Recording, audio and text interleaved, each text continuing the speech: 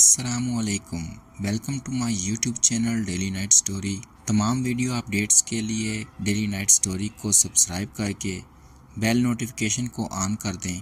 तो आइए सुनते हैं आज की वीडियो में एक जिन से मुतल्लक पुरअसरार और सच्ची कहानी। ये सच्चा वाक़या मेरे नाना के दोस्त और पड़ोसी के साथ पेश आया था। उन्हीं की ज़ुबानी सुनते हैं। मेरा नाम मौलवी हाफिज़ मोहम्मद सईद है। मेरे वालिद मरहूम भी एक मौलवी और हाफिज़ थे। उसके अलावा हमारी ज़रई ज़मीन और मवेशी भी थे। यह वाक़या उस वक्त का है जब मेरी ख़ुद की उम्र 13 साल की नज़दीक थी। मुझे वालिद साहब ने एक दूर दराज के मदरसे में कुरान पाक हिफ़्ज़ करने के लिए दाखिल करवाया था। यह मदरसा मेरे घर से बहुत ज़्यादा दूर था।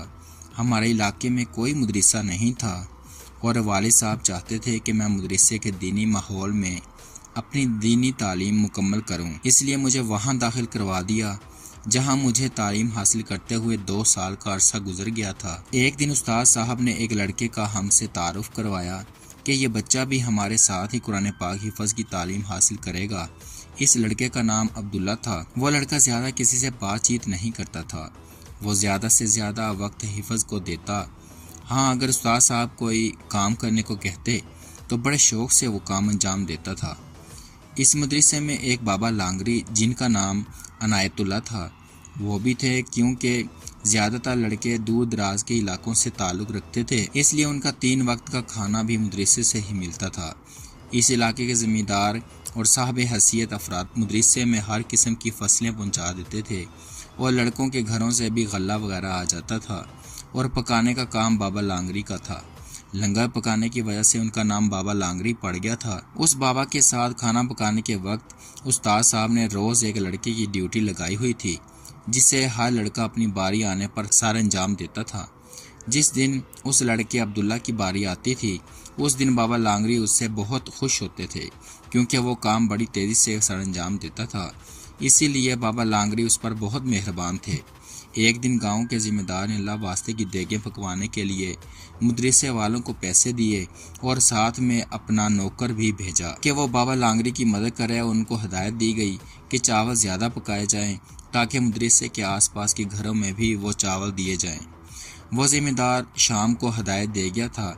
इससे अगले दिन बाबा लांगरी सुबह से ही देगों की तैयारी में लग गए थे, जबकि ज़िम्मेदार का नौकर जिसका नाम करम अली उर्फ करमू था मदरसे के कुछ लड़कों के मदद से चावल धो रहा था। यह बिजली या पानी वाली मोटर का ज़माना नहीं था, इसलिए सब काम हैंड पंप पर ही किए जाते थे। सो करमू भी बड़े से लोहे के टब में चावल धो रहा था और लड़के बारी बारी आकर हैंड पंप चलाते जाते थे, जबकि बाबा लांगरी दीवार के साए में चारपाई डालकर ढेरों ढेर प्याज छील रहे थे। वो एक बूढ़े शख्स थे। उनकी बीवी और एक बेटा कुछ अरसे के वक्फे से अल्लाह ताला को प्यारे हो गए थे। उस वक्त से वो उसी मदरसे में अपनी खिदमत बगैर किसी तनख्वाह के अंजाम दे रहा था, जबकि मदरसे की ये जगह उनके दादा ने अल्लाह ताला की रज़ा के लिए मदरसे के लिए वक्फ कर दी थी और बाबा लांगरी ने भी उसी तरह अपनी ज़िंदगी इस नेक काम के लिए वक्फ कर रखी थी। लेकिन अब बुढ़ापे की गिरफ्त में आया हुआ है। ये बाबा बहुत जल्दी थक जाता था। अब प्याज टमाटर काटते हुए थक गया तो अब्दुल्ला को आवाज़ लगाई और काम समझा के थोड़ी देर के लिए अंदर कमर सीधी करने के लिए चला गया। कुछ देर के बाद आराम किया ही था कि फ़ौरन दिल में ख्याल आया कि बच्चा ही तो है, अब्दुल्ला कहीं हर चीज़ का सत्यानाश न कर दे। उस बेचारे अब्दुल्ला को क्या पता कि कैसे प्याज टमाटर काटते हैं, कहीं हर चीज़ ख़राब न कर दे या कहीं हर चीज़ बाहर रखकर खुद कहीं इधर उधर ना निकल जाए और परिंदों कौवों की दावत हो जाए। इसी ख्याल के आते ही बाबा लांगरी जल्दी से बाहर आए तो हैरत का ठिकाना नहीं रहा कि वो ढेरों प्याज छील कर काटे जा चुके हैं और टमाटर और हरी मिर्चें भी सलीके से कटी पड़ी थी, जबकि लहसुन और अदरक भी छील कर कूट कर रखा हुआ था। जबकि अब्दुल्ला चारपाई पर बैठा सर उठाकर आसमान की तरफ देख रहा था। बाबा लांगरी को आता देखा तो तेज़ी से ये कहकर वहाँ से चला गया कि बाबा लांगरी अब हर चीज़ संभालो, जबकि बाबा लांगरी हैरान परेशान से रह गए थे। अब्दुल्ला जब बाबा लांगरी के यहाँ से गया तो नलके के पास जाकर उन लड़कों का अहवाल देखने लगा जो पसीने पसीने हो रहे थे। अब्दुल्ला ने उन सब लड़कों को कहा कि तुम लोग जाकर कुछ देर सांस ले लो, मैं नलका संभाल लेता हूँ। लड़के जल्दी से वहाँ से भागे और यूं वहाँ अब्दुल्ला नलका चलाने लगा। काफ़ी देर बाद जब चावल धोने वाले ने महसूस किया कि हैंड पंप गैर मामूली रफ्तार से हरकत कर रहा है تو اس نے سر موڑ کر دیکھا تو چاول دھونے والے کا سر چکرا کر رہ گیا۔ عبداللہ آسمان کی طرف دیکھنے میں مصروف تھا جہاں پر اس وقت کالے بادل چھا رہے تھے اور ہینڈ پمپ خود بخود چل رہا تھا۔ وہ گھبرا کر اٹھنے ہی والا تھا کہ عبداللہ نے جلدی سے ہینڈ پمپ کی ہتھی پکڑ لی اور بولا، چاچا جلدی جلدی چاول دھو لے، ادھر ادھر کیوں دیکھتا ہے؟ اس واقعے کے کچھ دنوں کے بعد فصل کی کٹائی کا موسم آ گیا۔ گندم کی فصل کے بعد علاقے کے عوام نے حسب سابقہ مدرسے کا حصہ بھی نکالا۔ جس کی جتنی توفیق تھی اس نے گندم دی۔ ہر سال کی طرح اس مرتبہ بھی استاد صاحب نے لڑکوں کو کہا کہ یہ تمام گندم اناج والی کوٹھڑی میں رکھ دو۔ سب لڑکوں نے مل کر یہ کام کرنا شروع کر دیا، جس میں عبداللہ بھی شامل تھا۔ گرمی کا مہینہ تھا، کچھ دیر بعد ہی سب لڑکے پسینے سے شرابور ہو گئے۔ عبداللہ نے ان سب سے کہا کہ پاس ہی ٹیوب ویل چل رہا ہے، وہاں سے پانی بھی پی لو اور نہا بھی لو، اتنی دیر تک میں کچھ کام کرتا ہوں۔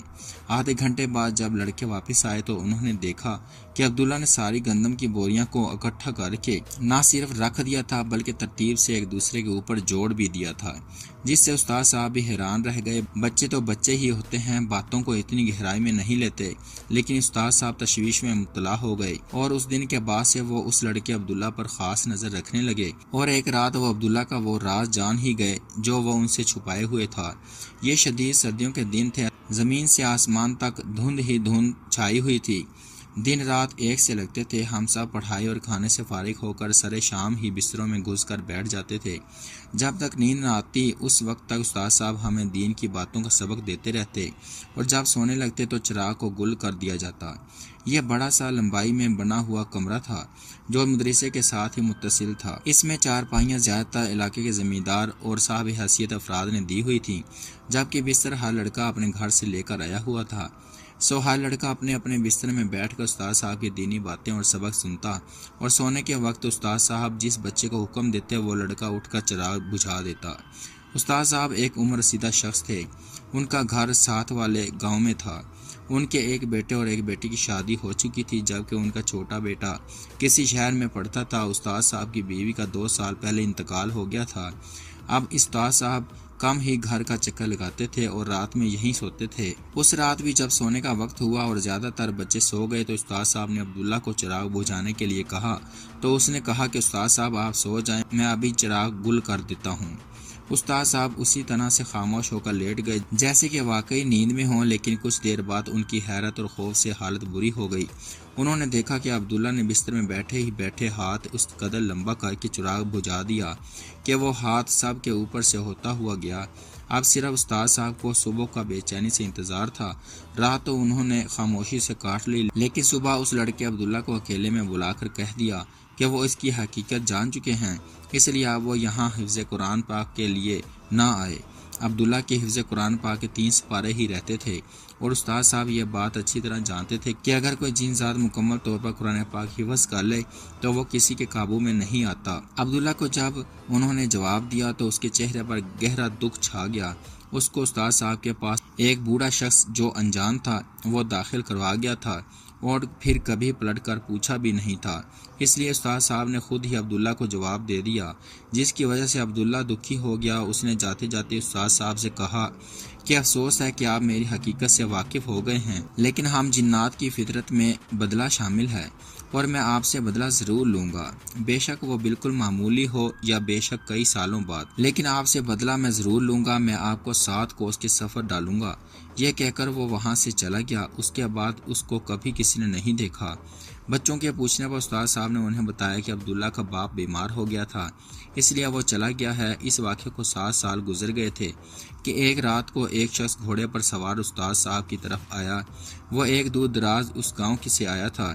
اس نے اپنا نام صدیق ہو کر بتایا تھا اور ان سے ہاتھ جوڑ کر منت سماج کرنے لگا کہ میری بیٹی پر ایک جن ذات قابو پا گیا ہے۔ جب ہمارے گاؤں کے مولوی صاحب نے دم درود کیا تو اس نے حاضر ہو کر کہا کہ فلاں گاؤں کے فلاں مولوی صاحب کو لے کر آؤ، تب میں تمہاری بیٹی کو چھوڑ کر یہاں سے جاؤں گا۔ اس کی بات سن کر استاد صاحب اس کے ساتھ لمبا سفر کر کے اس شخص کے گاؤں پہنچے۔ استاد صاحب کے ساتھ ان کے اپنے گاؤں کے 2 معزز آدمی بھی گئے۔ وہاں جا کر دیکھا تو اس نوجوان لڑکی کی حالت بہت خراب تھی۔ استاد صاحب نے اس لڑکی پر کافی دیر تک بہت پڑھائی کی اور پھر جوتا اٹھا کر زور سے بولے، خبیث جاتا ہے، یا لگاؤں ایک۔ یہ بات سن کر لڑکی پر حاضر ہو کر وہ جن عبداللہ بولا، بالکل استاد صاحب، بالکل میں جاتا ہوں، میں نے آپ کو آخر 7 کوس کا سفر کروا ہی دیا نا۔ یہ کہہ کر وہ جن عبداللہ اسی وقت چلا گیا اور لڑکی کی حالت بھی آہستہ آہستہ سنبھلنے لگی۔ استاد صاحب اور ان کے گاؤں کے لوگ 3 دن وہاں رہے اور پھر وہاں سے واپس آ گئے۔ وقت گزرتا گیا لیکن استاد صاحب عبداللہ کو یاد کرتے کرتے اداس ہو جاتے تھے، کیونکہ وہ استاد صاحب کی خدمت بہت زیادہ کرتا تھا۔